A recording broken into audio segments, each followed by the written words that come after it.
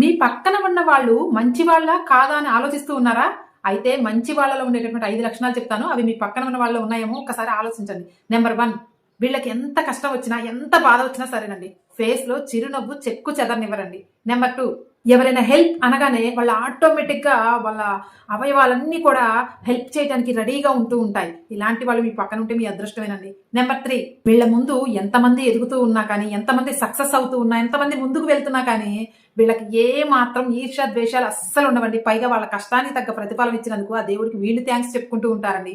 ఇక నంబర్ 4, వీళ్ళ మాటల వల్ల గాని, చేతల వల్ల కానీ పొర్రపాటును కూడా ఎదుటి వాళ్ళు బాధపడకూడదు అని ఆలోచిస్తారు. ఒకవేళ బాధపడతారేమో ఈ మాట అంటే అని ఒకటికి 100 సార్లు ఆలోచిస్తూ ఉంటారండి. ఇక నంబర్ 5, వీళ్ళకి ద్రోహం చేసిన వాళ్ళు, మోసం చేసిన వాళ్ళు, వెన్నుపోటు పొడిచిన వాళ్ళు కూడా ఆపదలో ఉన్నారు. హెల్ప్ అంటే మాత్రం వాళ్ళు చేసినవన్నీ కూడా పక్కకు పడేసి సాటి మనిషికి సాయం చేయాలి అన్న ఉద్దేశంతో వీళ్ళు హెల్ప్ చేయడానికి ముందుంటారండి. ఇలాంటి వాళ్ళు మంచి వాళ్ళకంటే కూడా ఎక్కువండి.